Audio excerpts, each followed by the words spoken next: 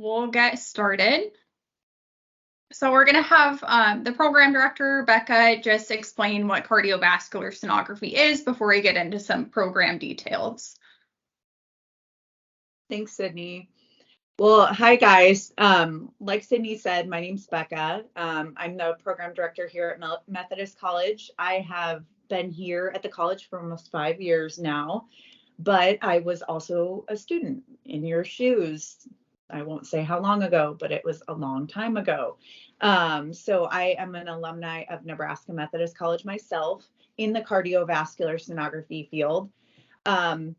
And it's been such a rewarding career. I've kind of been able to have some unique opportunities that are great. This field will open up those for you, hopefully one day. I've worked in a hospital setting. I've worked in clinics. I had the opportunity to work for the company that makes the ultrasound machines and educate doctors and sonographers all over the country. That was cool. And then I decided to have children, and you can't do both, go all around the country and raise kids. I'm not good at that multitasking. So I came back here, and here I am today in education. So Nebraska Methodist College is a special place. And like Sydney said, this is a very specialized field. And I'm sure in all your research of other institutions, you notice that Nebraska Methodist College offers a really unique education in that you can get this degree and work in the field in 21 months. And so I just want to highlight that. And not only do you get to do that in 21 months, but you're also going to be eligible to be dual registered. And that's what you're kind of seeing on the screen here. So you will, after you graduate from becoming a cardiovascular sonographer, actually before, you'll be required to sit for one of your boards, but that one of those boards will be in cardiac ultrasound or echocardiography as you know it. With this field, you think, oh, I'm just going to look at the heart. And that is what you're looking at ultimately, but there's so many different ways and opportunities out there to do so. We do resting echoes where your patient is laying on the bed. That's a majority of our scans, I would say, depending on what facility you end up working at. And you work on inpatients, meaning in the hospital, or outpatients, maybe in clinics where people come to you from their home. Transesophageal echocardiograms are the kind of test where you put a camera down a person's throat. It's almost like a surgery, not a surgery, but a surgery setting where we do this test, and we assist the doctor. So you're standing next to a physician running the machine.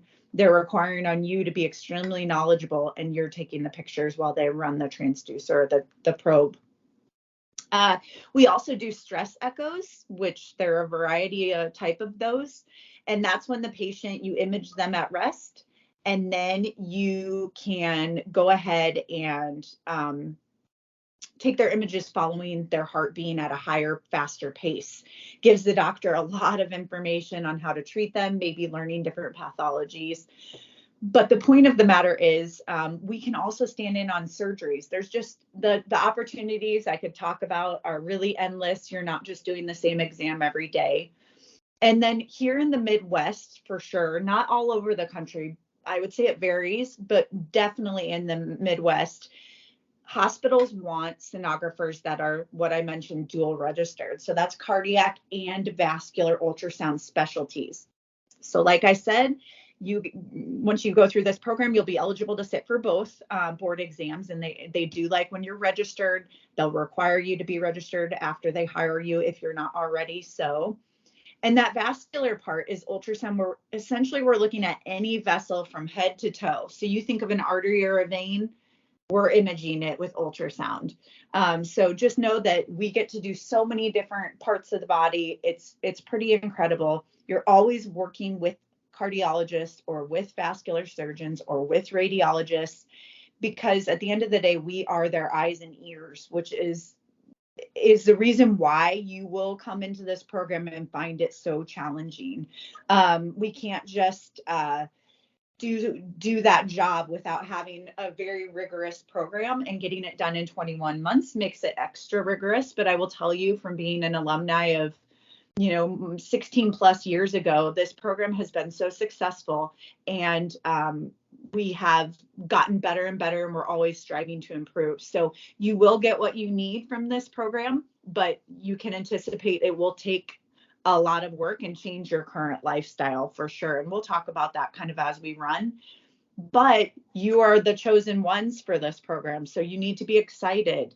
And so what you are going to get into is really exciting. It's a great career. As I said, there's so many opportunities right now.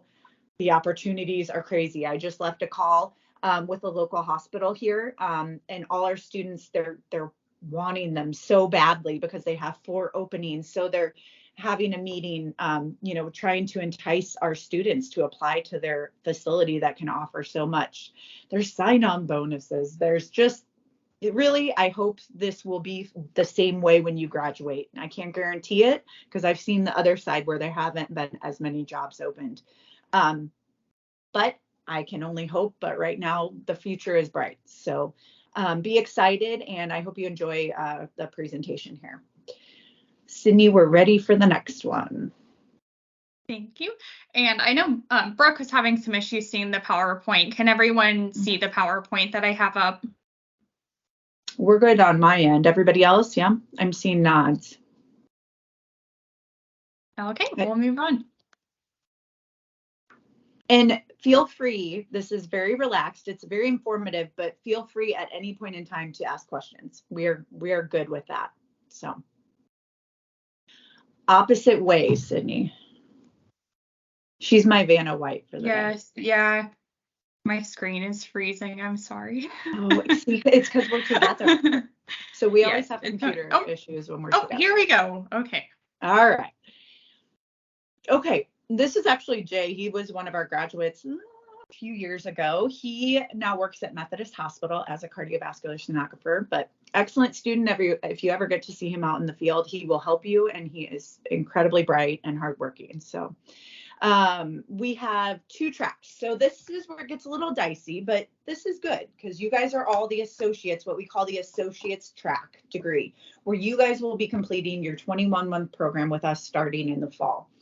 I want you to know, though, and I think it's helpful for you to know, you will have, as Sydney mentioned, some other students. There's 4 other students in the program that are currently in their bachelor degree portion. So they're completing their prerequisites here at Nebraska Methodist College, and then you guys will be your own cohort in the fall. So you'll really get to know each other, and that's exciting. So do know there is a bachelor degree option here and an associate's degree. So you'll just need to know your color. So if you see anything in green, Sydney, if you want to go to the next slide. As you are here, I've listed all the names of everyone in your group.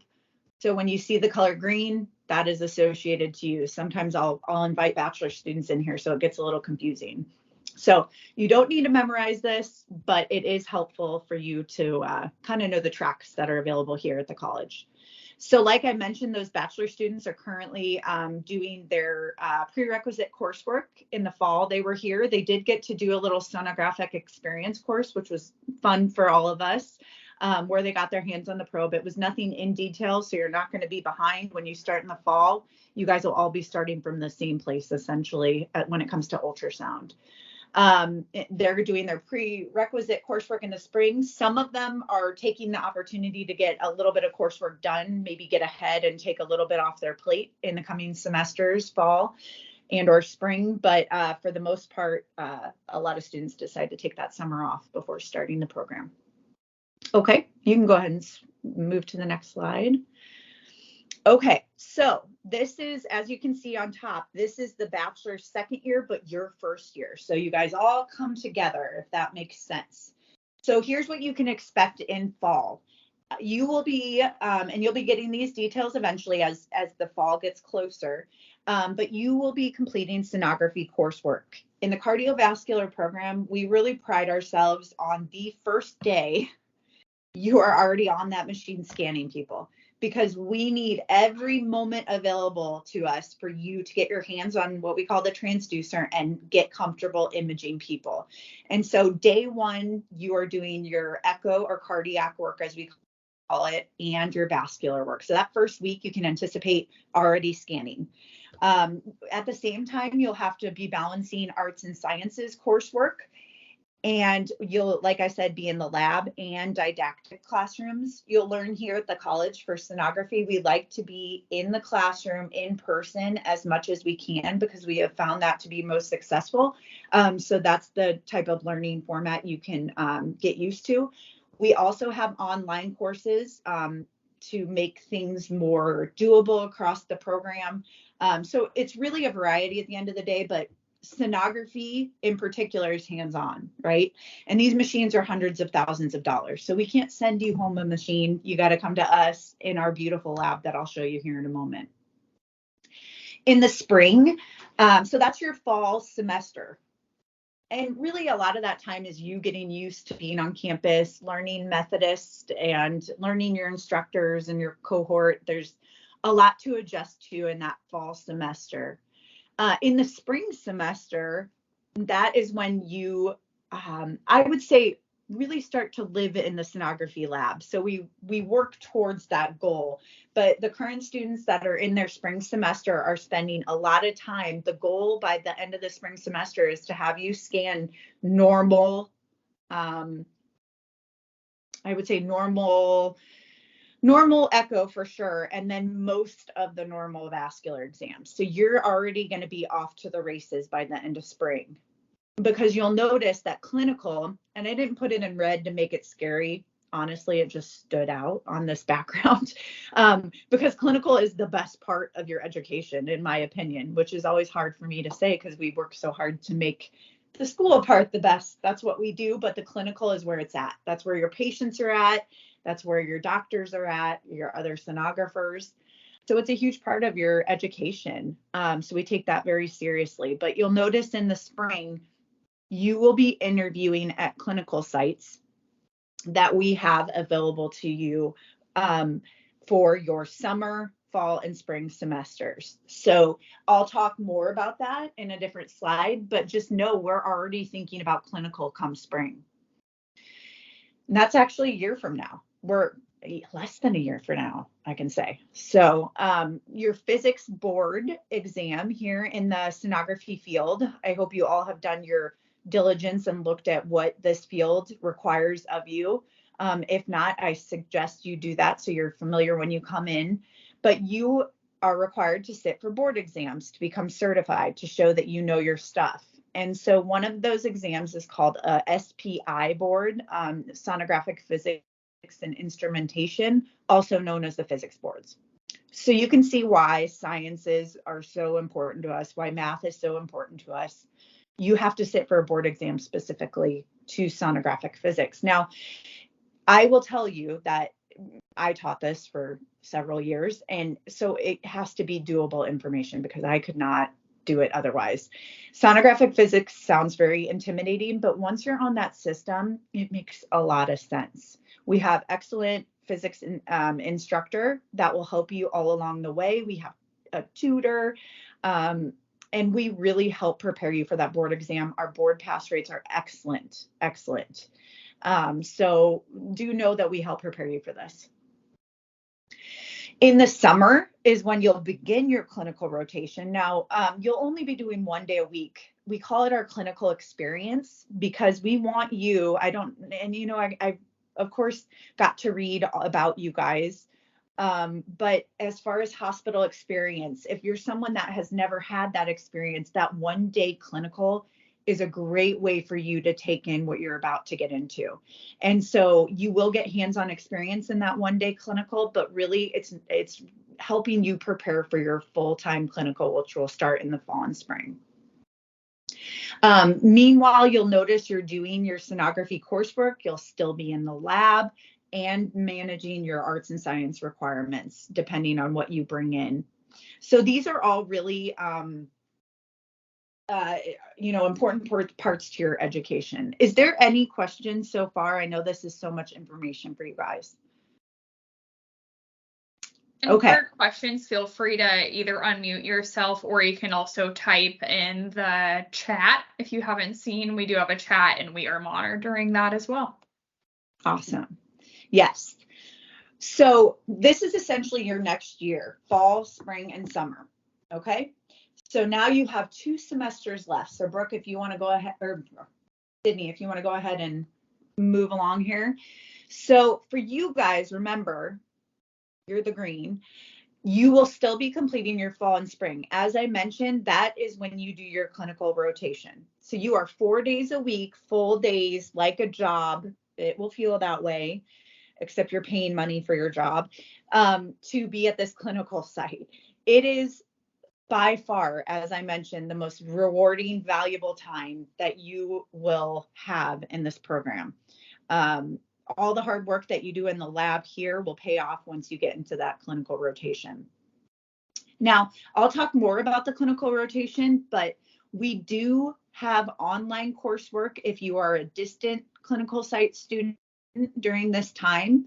So that way we can continue with all of our education while you're at your clinical site. So know that that is online is an option. If you're local, some will be in person on your day off of clinical, and some will be online as well.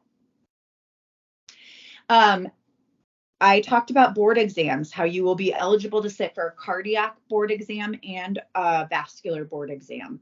You are required with us per policy to sit for at least one specialty board examination prior to graduation. And so, you know, that feels like a lot. However, it's just really worked out and pushed students to get what they need done. And I will tell you, you're going to be a lot more marketable out there if you already have one board exam under your belt, as opposed to maybe someone that doesn't have any.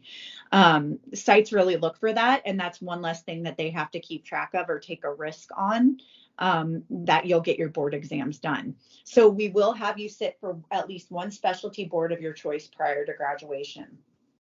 One thing I want to note for you guys, and you know, you all come from different backgrounds, different, you know, schoolings and different transcripts coming in and whatnot. But as an associate degree student, you do have that opportunity to potentially continue on with your bachelor's degree.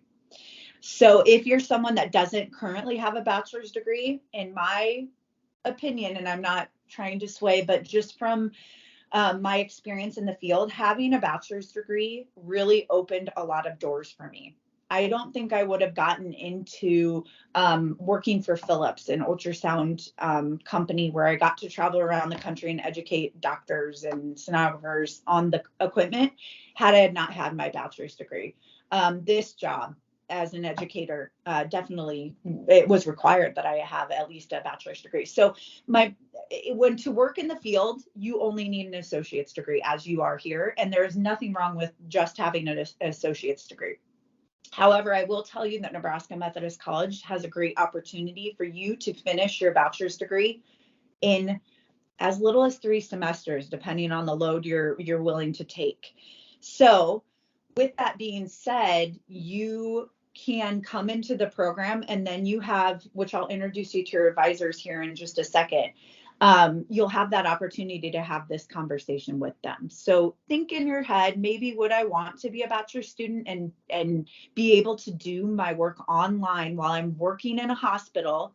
Maybe that hospital will offer to pay part of your bachelor's degree. I know at Nebraska Medicine right now, you have to be there for only 6 months, and then they'll pay a portion of your tuition. So I know that local hospitals, I actually haven't looked into any of the other ones, Methodist or CHI, but I learned that recently. You could be getting part of that paid for and knock out that bachelor's degree in such a short time. There's no way you could go to another facility and do that, or another institution, and do that. So I'm putting that out there. This is a conversation you'll have with your advisors in the future, but I wanted to let you know that that is an option to look into. Before I introduce Lisa and Brooke a little more closely, does anybody have any questions about what your kind of the flow or the structure? I feel like this is the biggest part of the presentation, to kind of understand what you're about to do. I have a question. Yep.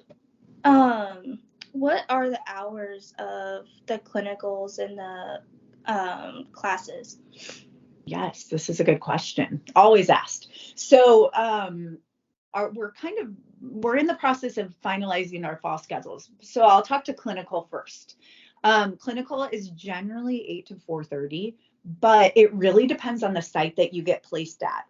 I know that some, and what's great about our clinical sites, we have really good relationships with them, number one. And number two is they're flexible with student needs often. Of course, I can't guarantee you anything today for, a year and a half from now, but I know that I have students currently 7 to 3:30, 8:30 to 5, so they'll work with a schedule if you need that.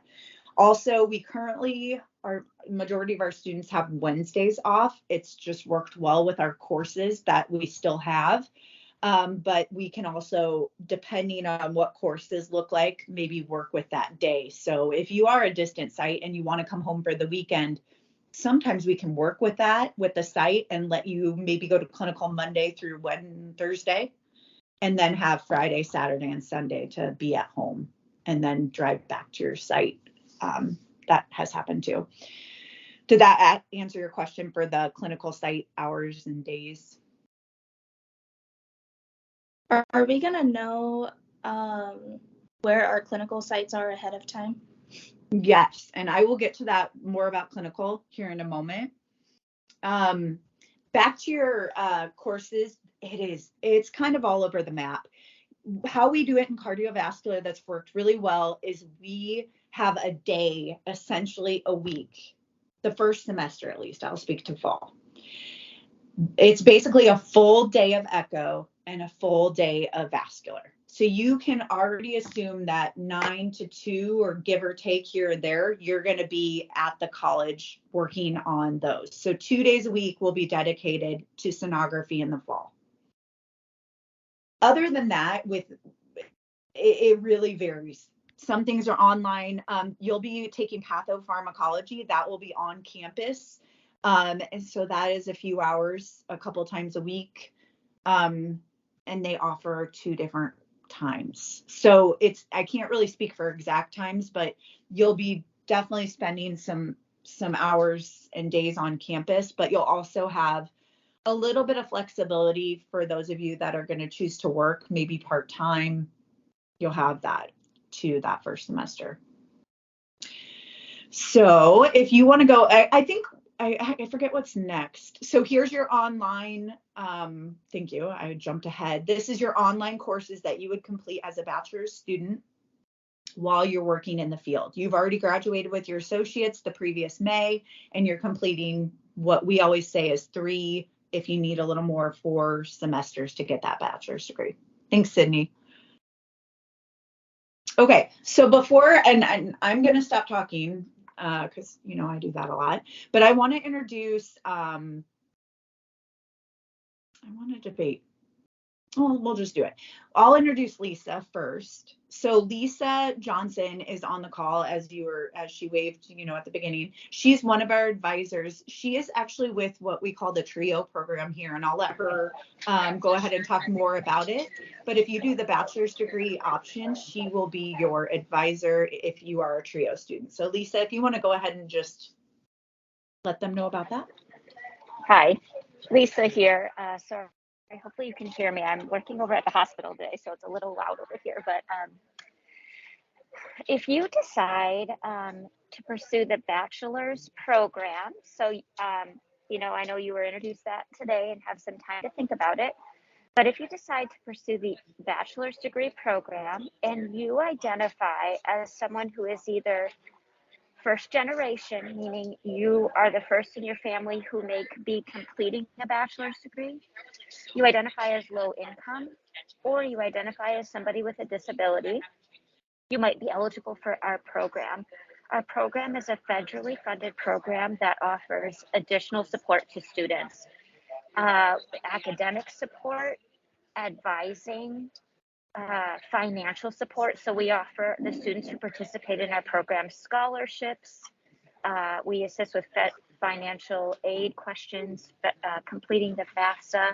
We help with the transition to careers, like getting your resumes, cover letters, mock interviewing, all of that. We assist students in preparing for that. And then we do a lot of personal support. So we assist our students in anything that comes up, because life doesn't stop happening when students are going to school, as you'll find out. So we just offer that extra level of support for our students.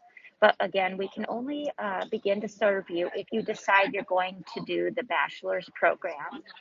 And if you identify as one of those first gen, low income, or disabled, we have an application process, super easy. And so if you decide that's for you, or once you're into the program and you want to know more about the TRIO SSS program, please reach out. Thanks, Lisa.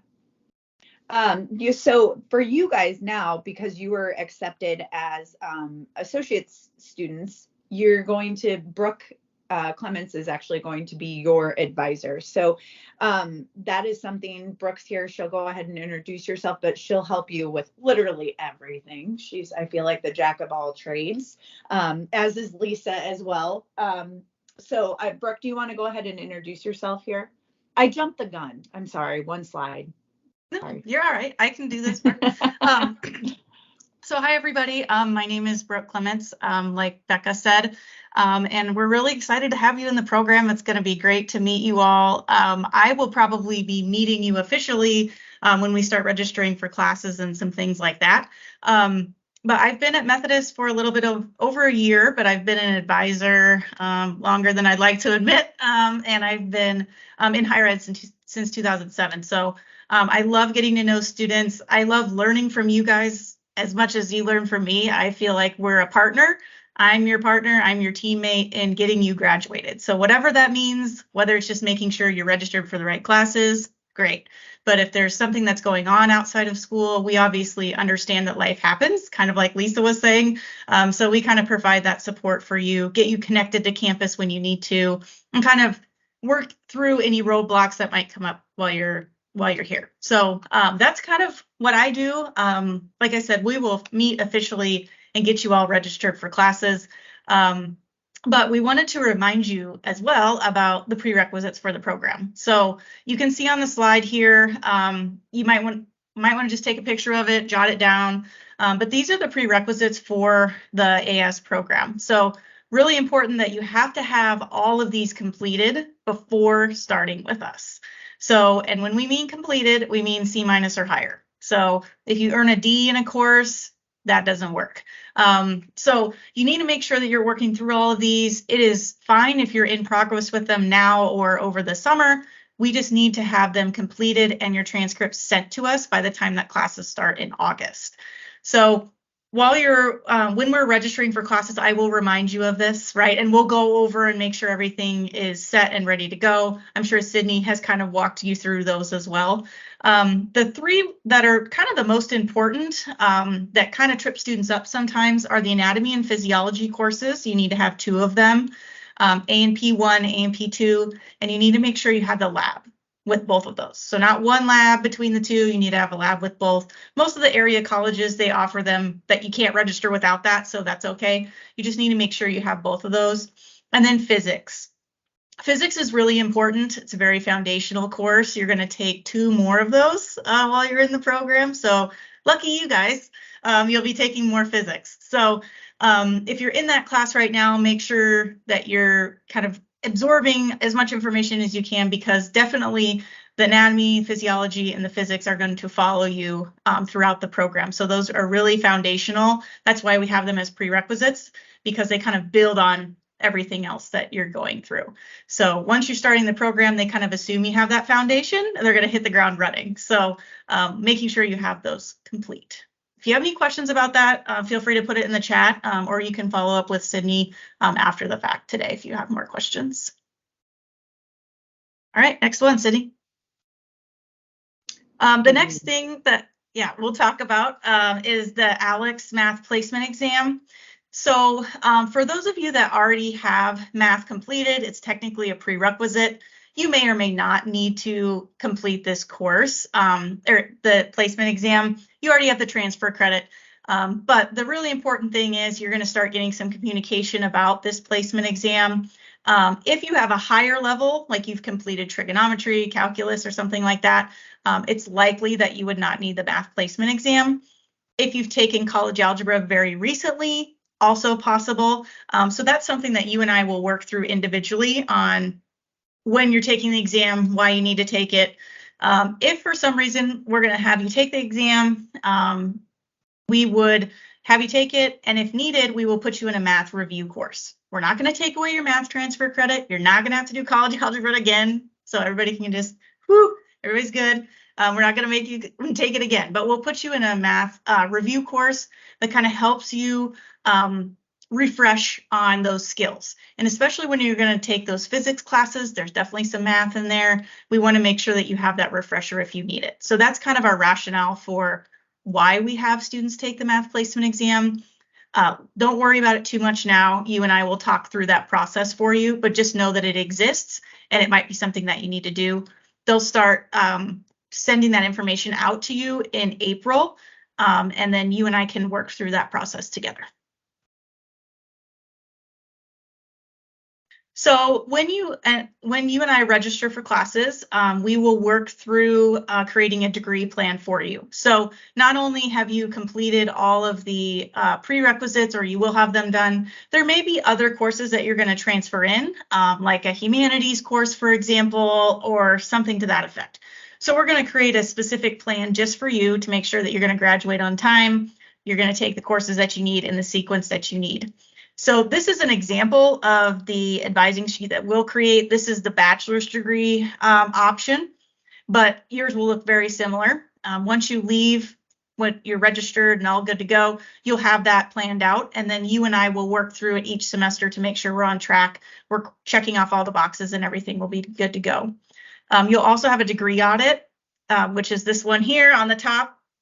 And again, it'll kind of cross everything out. If you look up on the top here, you'll see that there's green check marks. We'll make sure that by the time you graduate, that will all be green. So we'll kind of, again, work together through this. We'll go through your transfer credit. We'll try and take as much transfer credit as we can to kind of minimize anything that you might need to take. So that's something that's very important to us, to make sure that that's a seamless process. So that's a big part about us registering for the first time. The other thing that Becca mentioned just a little bit is that there are different course formats. So we have hybrid, which means partially on campus, partially online. We also have synchronous online courses, which is you log in at a specific time for a lecture, and it's a live lecture. We also have asynchronous online courses, which are, they'll give you an assignment. You can do it anytime as long as you complete the coursework. So those are courses that we'll talk through together.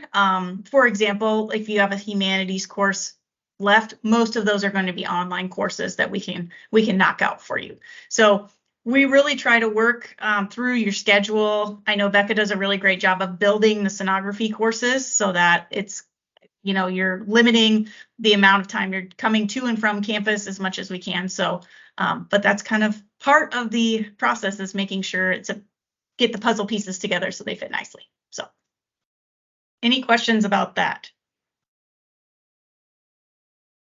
Okay, awesome.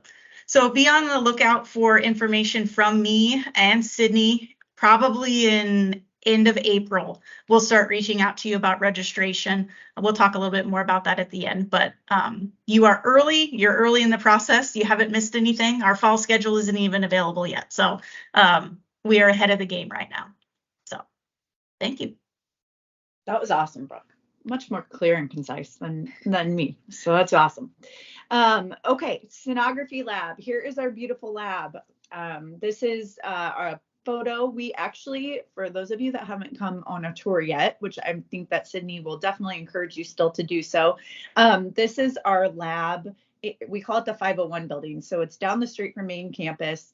It's an old bank. So if you look at it, it kind of makes sense. It has like an old drive-through and that. Now inside, it's beautiful. You have this beautiful space for sonography students only. Currently, we have all brand new equipment, which is very exciting, and we have worked very hard to get that. So we all are working on the Philips Affinity system, which might not mean anything to you guys right now, and that's okay. But what I it is it'll set you up for success. And majority of our clinical sites have the exact same system that is a higher level, a higher performer, but will work the same. So you will feel very comfortable going into almost every single clinical environment and knowing how to use the machine right off the bat, which is a big deal. So our technology is definitely right up there with the best.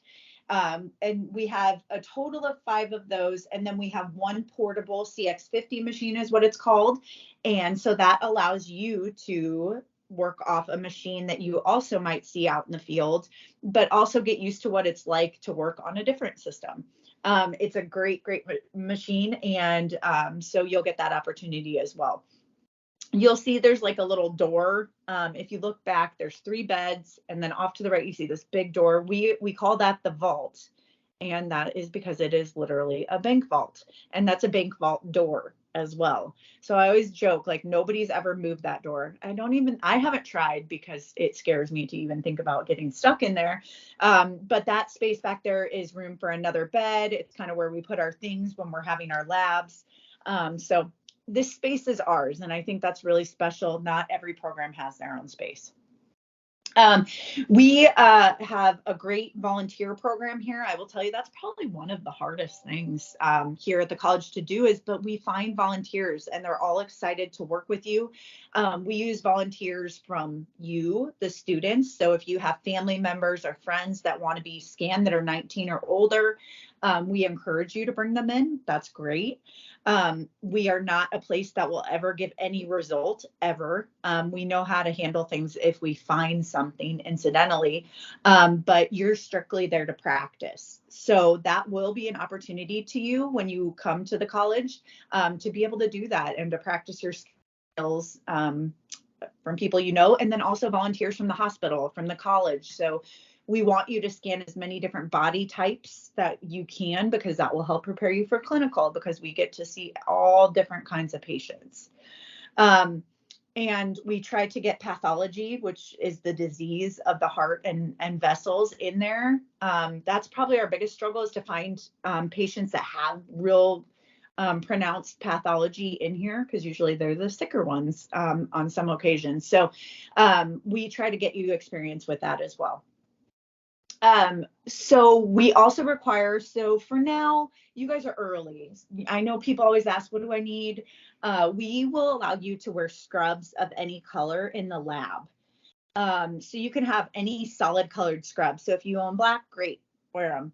We also are open, when you start at the college, you'll get an NMC t-shirt, any NMC gear. We have a shout out to the bookstore. We have really great NMC gear here that you may want to purchase. You can wear that in the lab, or just solid colored scrubs. That's all we ask. Now, when you go to clinical, our color is navy. So if you want to purchase, or you don't have scrubs and you're gonna purchase something for when we start in the lab in August, I would go with navy. Bookstore has scrubs, but you can buy your scrubs from anywhere as long as they're navy color. So if you're someone that wants to prepare, that's what I would plan on. Next one. All right, this is what everybody wants to know. So your clinical experience.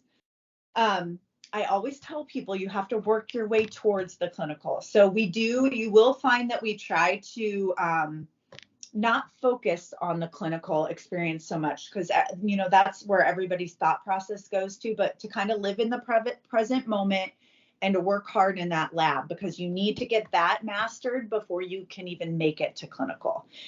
So do keep that in mind. It is important from a planning perspective, and that's really one of the reasons why we pulled you here today, is to congratulate you and excite you for this awesome opportunity that you have in front of you, but also for you to prepare for what to expect in the coming years. So I went through the layout, as I mentioned, in your spring. So the spring of next year, spring of 2024, you can plan on interviewing at all our clinical sites. Our clinical sites remain fairly steady year to year. However, there are always changes that can occur. So there's been 1 or 2 changes each year, I would say. for a majority, we've kept consistent on our clinical sites location wise. But I can't guarantee what our site pool looks like for your class. We won't know that until this time next year.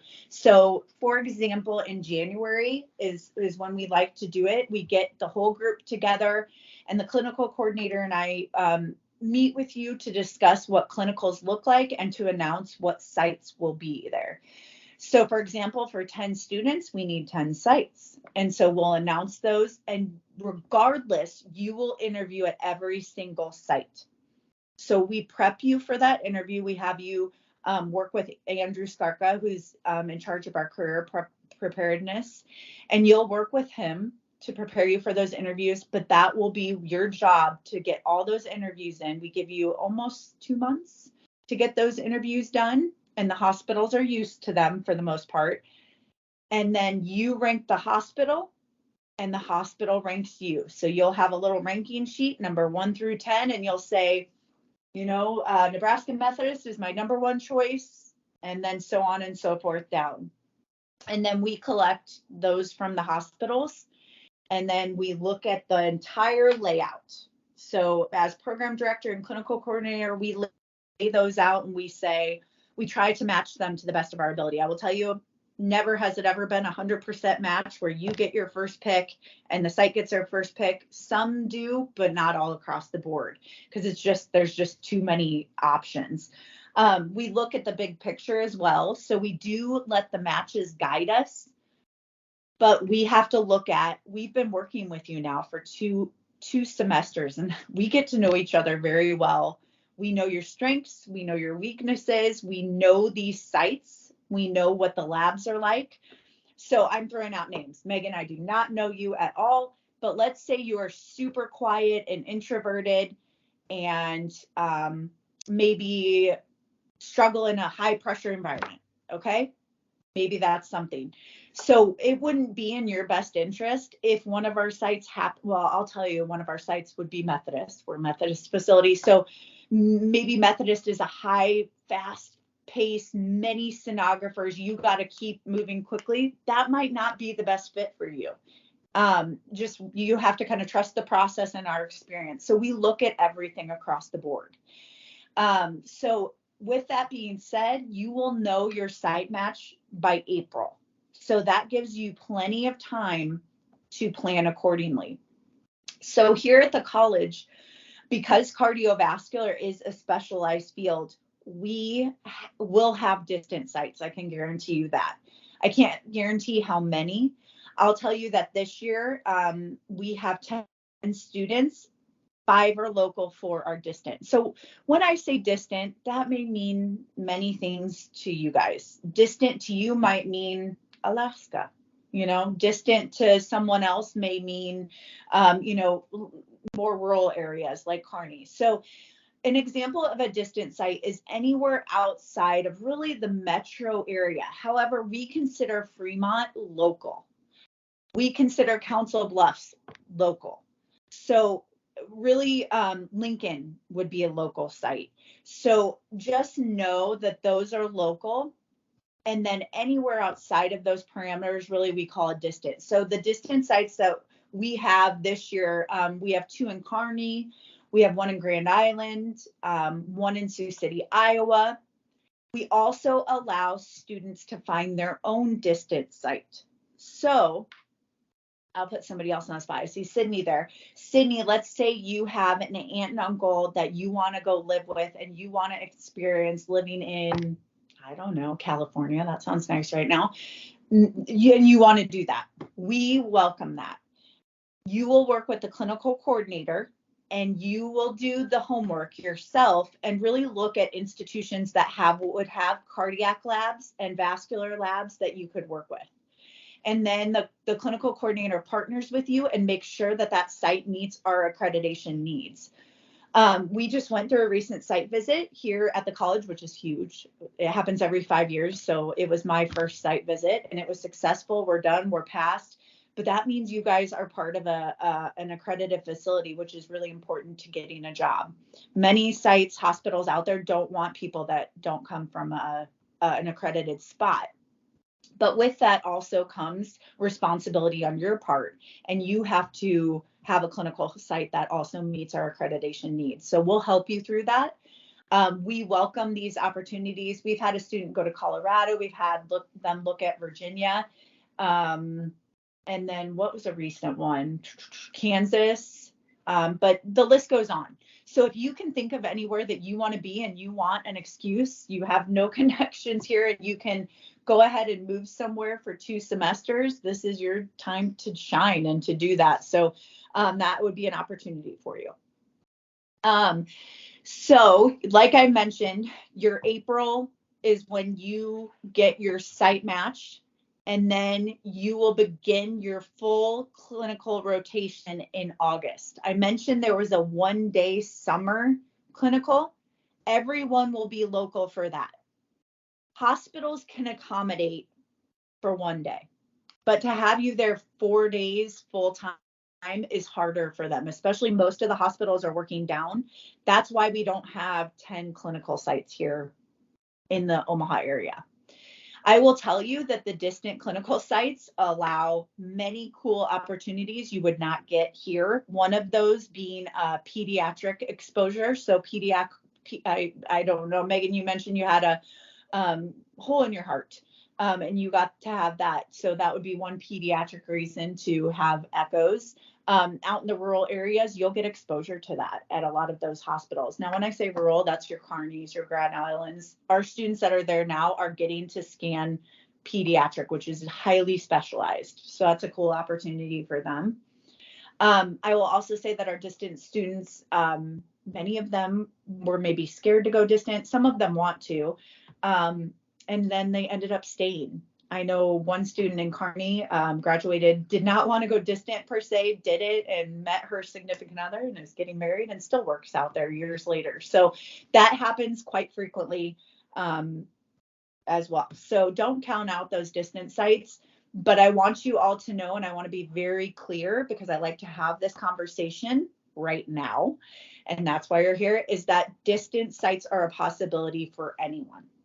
We do have what we call hardship forms, but those do not always, that we cannot always accommodate the hardship forms. It is a possibility that you could get that distant site. We do our best to accommodate the hardship forms, but that's a more detailed situational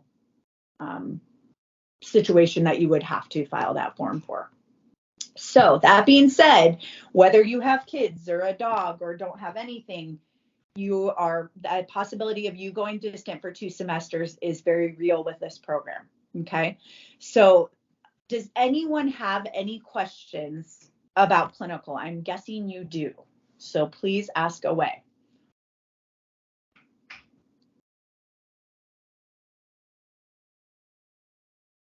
How long are the semesters usually? Yeah, so like I said, and it says it on here, so August to May is so August to December, the first week in December usually. So mid-August to that first week in December, I don't have the academic calendar in front of me, is 1 semester. So that counts as your fall semester. Then you guys get about a month break, and then for winter. And then you would head back to clinical that January, it's usually the second week of January until May 5th is our graduation this year. So you'll be close to that. So it's a 2-semester time frame that you'll be at clinical. So during that time, you'll be having to have a place to live. That will be your financial responsibility. And then, of course, transportation to and from that site is also your responsibility. I will tell you, we help you in any way that we can, meaning I've reached out to other colleges looking at dorm room possibilities. That's on the table. We try to have the site matched to you in early April, like April 1st, so that you have until from April to August to find living if you are a distant site person. So we really try to allow you as much time as possible so we can help you and support you in any way. But ultimately, you're the financial responsibility for that. And I saw Brooke just put in the chat a link to the academic calendar. You can also thanks. find that on any deposit received emails that you've gotten from me, and then the application update email as well. So this is our to-do checklist. And during this time, feel free to think of other questions. We will have some time here at the end too. So as you are getting ready, gearing up for August, please make sure to reach out to with Brooke with any advising stuff. Myself, I can help with a range of different things. I don't have the answer. I can get you to someone who does. And then we will have you attend what we call our Care Day. So Care Day is going to be our student registration day. We'll go over technology stuff at this day, business office things, financial aid. We cover a lot of information here, and that is going to be held in the summer. We will have a couple dates that are usually in June and July. So you will have a few dates to pick from. And we don't have registration open for that quite yet, but we do usually have that registration open in about April, sometimes end of March if we're lucky. So keep an eye out for that with your email. You will be meeting with Brooke, like she mentioned before, to discuss your fall schedule, and she will work with you to set up that appointment. For the transcripts and prerequisites that we did mention, please don't wait until you've completed all the courses to send us an updated transcript. As you complete more courses, please make sure to send us a transcript to that admissions email that you see here. That way we can make sure that you are on track to finish. And then we will have a student orientation. Classes would start on August 14th, and orientation will be that Friday before classes.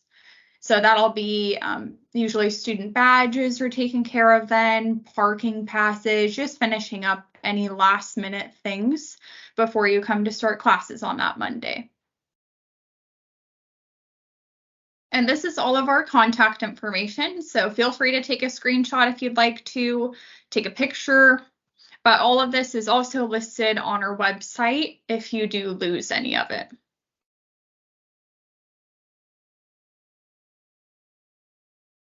And I just want to say before you guys go, like, and you can also ask questions. I know that we gave you a lot of information, but you really, the opportunities are really great. The best thing about this job, honestly, when you're done and you graduate and you work out in the field, is helping patients and being able to challenge yourself on a daily basis, not getting bored. Those are probably like the two biggest takeaways I think about when I think about this career. It's just a really great opportunity for you to make a difference in a person's life. And I think that if you're someone that always likes a challenge and doesn't want to do the same thing day in and day out, this is probably going to be a great job for you. So awesome job. You have lots of benefits, great pay, and job security for sure. So be excited about the future, but nothing good comes easy. So of course I always have to say that you'll have a lot of hard work to do, but it's a great thing. And many people walk in front of you. You guys will get a mentor assigned to you that first fall semester, that first week of school, that will kind of be your guide and your go-to. You guys will all have to support each other and be friends because you'll have each other to get through this program, because there are ups and downs like anything in the entire world. But do look at these faces and you'll have several more faces with you, but it's a small enough cohort where you guys will really work well together. So any questions?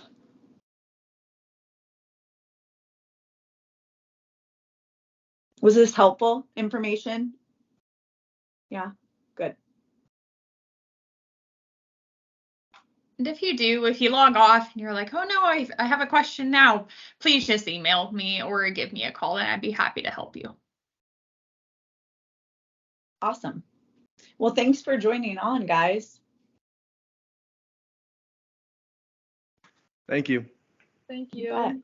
You bet. And congratulations again on Yeah, your congrats. We'll see you in August.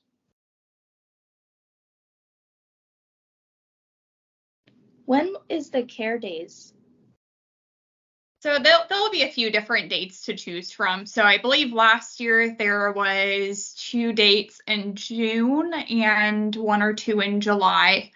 And so we give you some options that you'll see once registration for that opens. Usually they're held in the morning for a few hours. Usually it's about 4 hours that you were with us. Great question.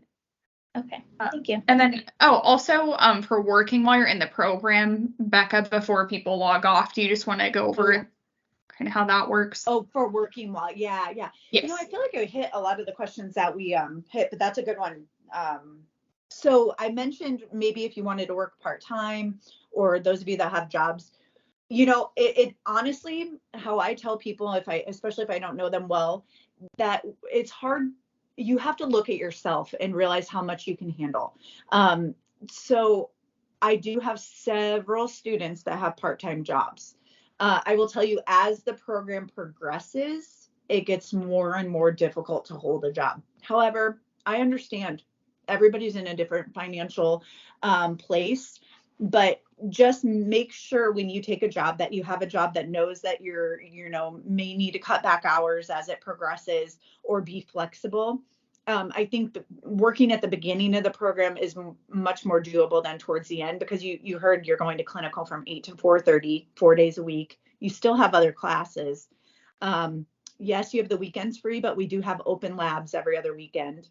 So you can see where things start to add up really quickly. In an ideal world, no, you just focus on school.